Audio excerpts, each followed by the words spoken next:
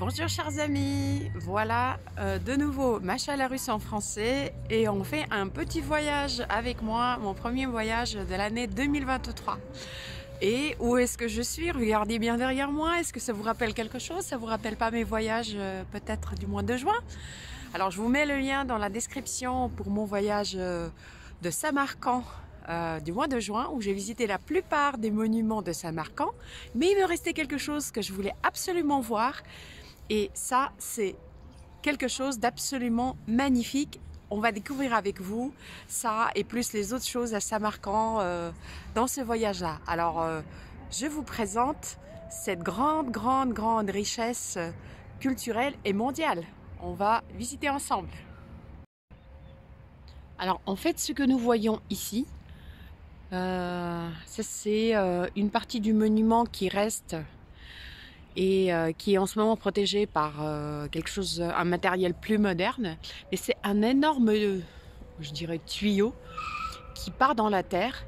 Et ça, c'est les restes du fondation du monument qui existait et qui a été édifié comme observatoire, un des premiers observatoires du Moyen-Âge par le petit-fils de Timur, par Ulugh-Bek, son petit-fils, comme un observatoire où on a fait des découvertes magnifiques, absolument inédites. Et ça, donc cet énorme tuyau qui va dans la terre, c'est en fait quelque chose qui permettait de visualiser au début du XVe siècle les étoiles et de mesurer les angles et de vraiment faire un vrai plan de la Terre. Alors les fondations qui restent, je vous mets la petite photo ici, c'était tout un bâtiment de 3 étages.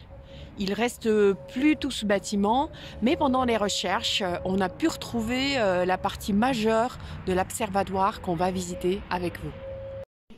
Alors je profite pour vous montrer le modèle du bâtiment de l'observatoire qui existait à l'époque au XVe siècle. Aujourd'hui, nous n'avons que l'entrée et la partie intérieure qu'on peut observer. Alors, je suis en ce moment dans un musée en face de l'observatoire.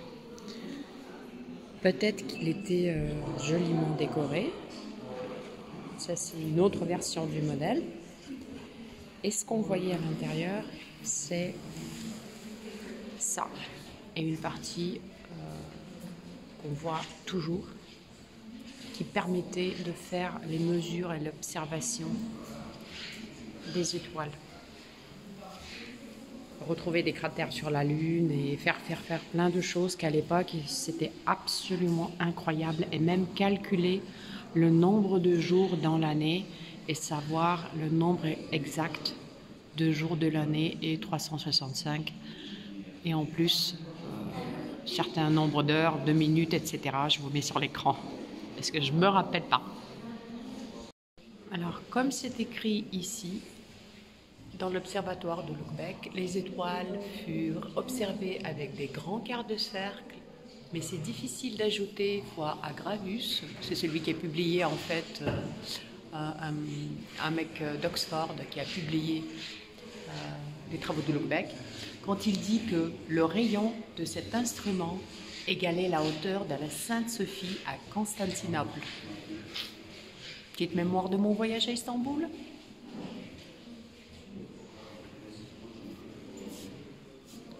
Et ils ont fait un petit modèle de la sphère 1 milliard de l'observatoire de Ulugh-Bek qui existait avant. Alors ça, c'est le portrait de Ulugh-Bek qui était le petit-fils de Tamerlan, comme j'ai dit, qui était un prince, on peut dire. Et pourquoi il a voulu faire un observatoire? En fait, il a été éduqué par des grands scientifiques de son époque, notamment des mathématiciens. Il était très attaché aux mathématiques. Et en fait, grâce à cette éducation, c'était son rêve de faire édifier un observatoire, d'étudier les étoiles, et de comprendre mieux l'organisation du monde. Voilà le petit billet derrière derrière moi, j'ai mon billet, c'est pour ça que je vous dis le mot billet. et on va commencer la visite. Alors, nous sommes à l'intérieur de l'observatoire.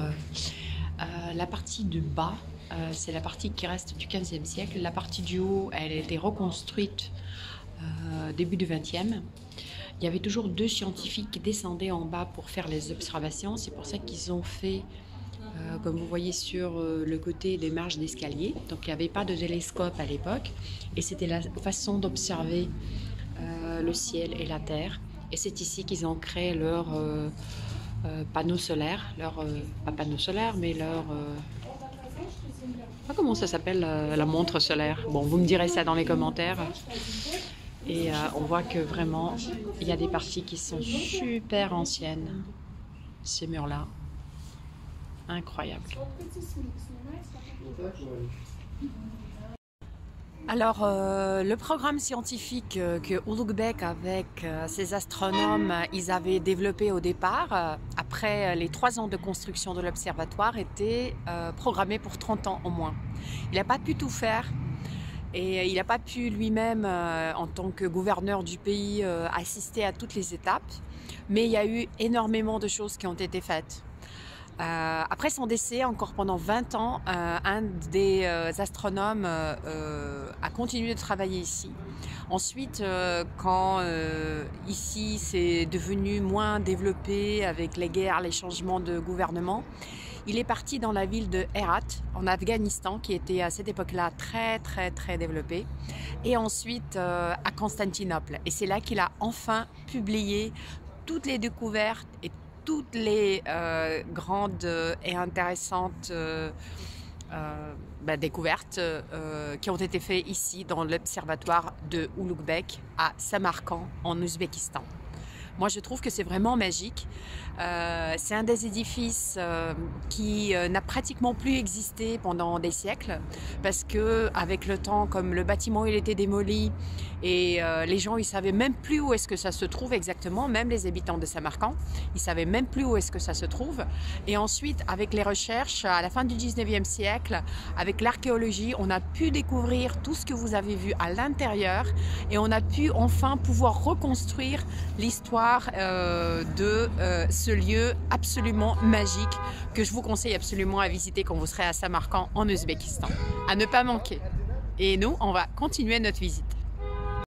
Et ça, c'est le livre où Ulugh-Bek, il a écrit les coordonnées de 1018 étoiles, des coordonnées exactes avec les choses en mathématiques qu'il a dû inventer pour la première fois pour avoir des chiffres énormes mais très exacts.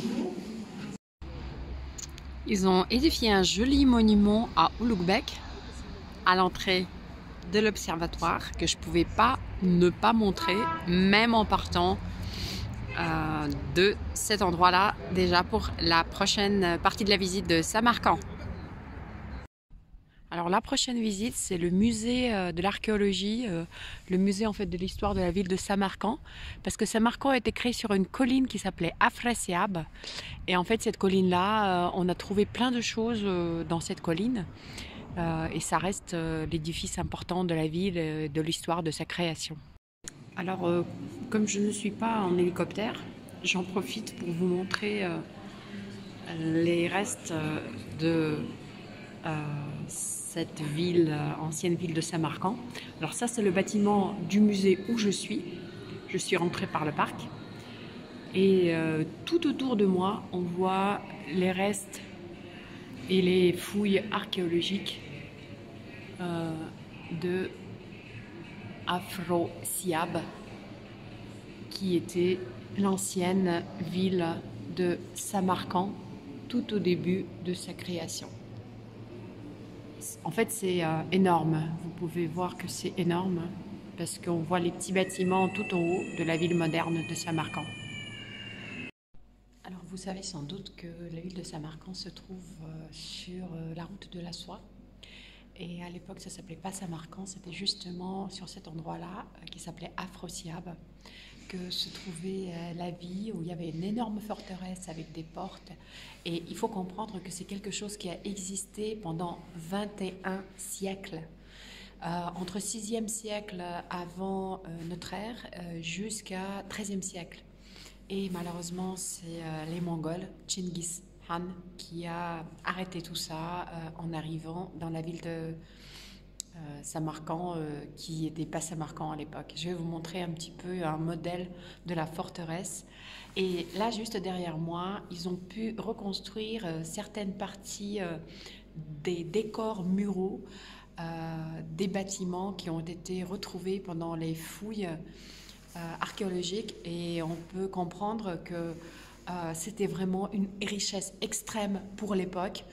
Ça n'existait pas à cette époque-là en Europe, ce genre de choses. Alors, je suis dans une salle où on peut observer les vrais morceaux des décors muraux de l'époque qui existaient ici. Et voilà le modèle. Alors, on voit que le territoire était énorme et en blanc, nous voyons différentes portes qu'avait cette ville. Alors là, nous ne voyons pas la ville elle-même, juste les portes marquées. Alors ça, c'est l'endroit avec tous les mausolées que j'ai visités dans le lien de ma vidéo de ce printemps, de cet été 2022. Vous pouvez le voir. Et il y avait une porte chinoise, par exemple, par laquelle rentraient les caravanes venant de Chine sur la route de la soie. Absolument incroyable. Alors avec beaucoup de recherches archéologiques, on a pu retrouver énormément de choses qui sont exposées dans ce musée. Je ne pourrais pas vous faire voir tout, mais avec un petit tour de salle, vous allez voir que c'était vraiment très bien développé, avec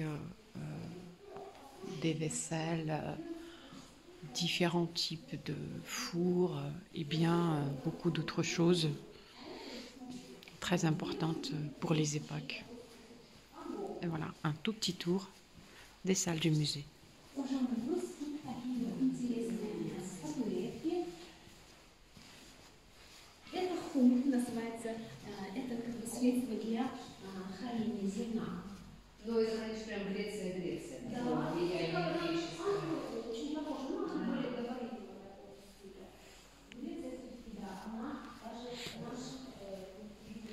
Et c'est ainsi qu'on va terminer cette petite visite du musée archéologique, de l'histoire de la ville de Samarcande. On en sait maintenant beaucoup plus qu'après ma visite du mois de juin.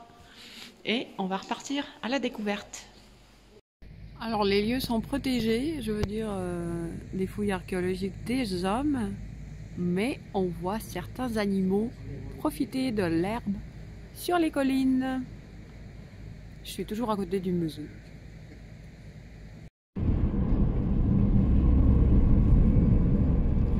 Ils ont reconstruit une partie du mur de la ville d'Afrosiab de l'époque.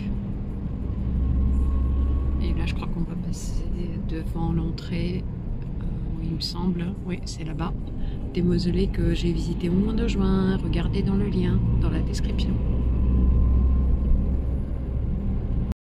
Alors là, je suis à côté de la mosquée de Bibi Hanoum que j'ai visitée en juin. Et je trouve que j'ai beaucoup de chance avec le temps. En tout cas, je préfère cette visite-là avec le temps qui fait en janvier à Samarcande. Parce qu'il fait plus 12 là, super sympa.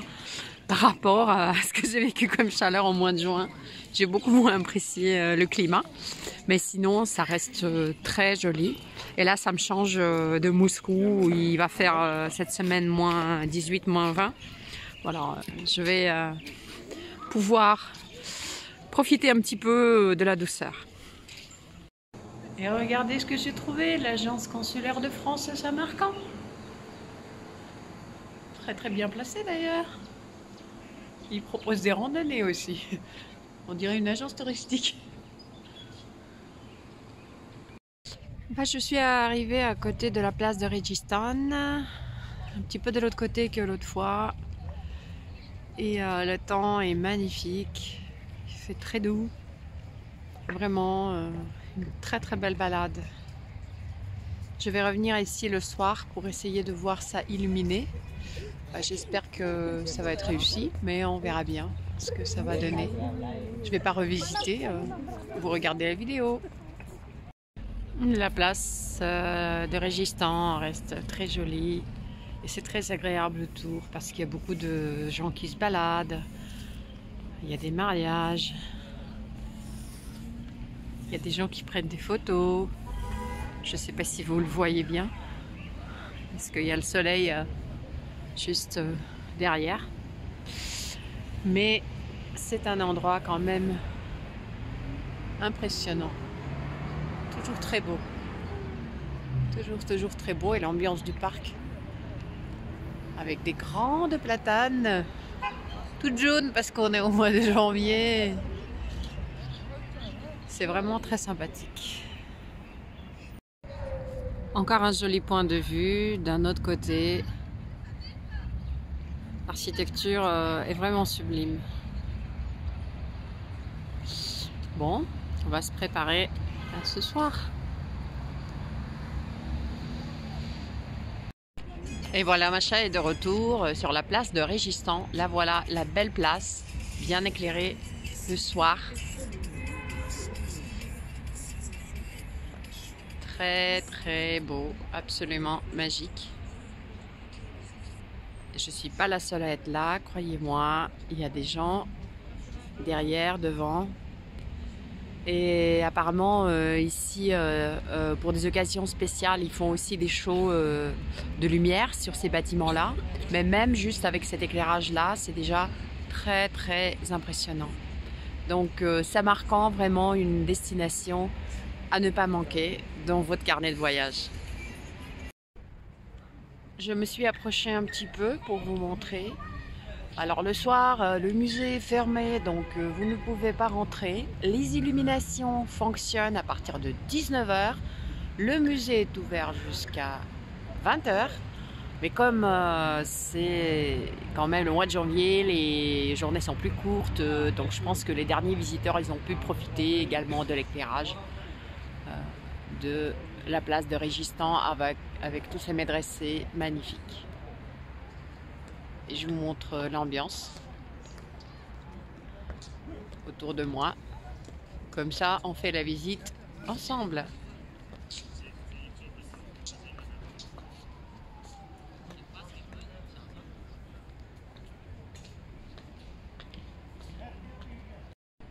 Et voilà, notre deuxième visite de la ville de Samarcande est terminée. J'espère que vous avez bien profité avec moi et je vous invite de continuer sur ma chaîne, la chaîne de Macha la Russe en français. Et regardez ce qu'on a derrière.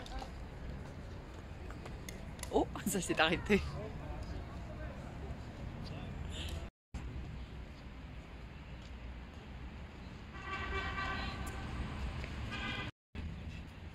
Waouh, c'est magique, c'est magique, c'est magique. C'est 1001 nuits.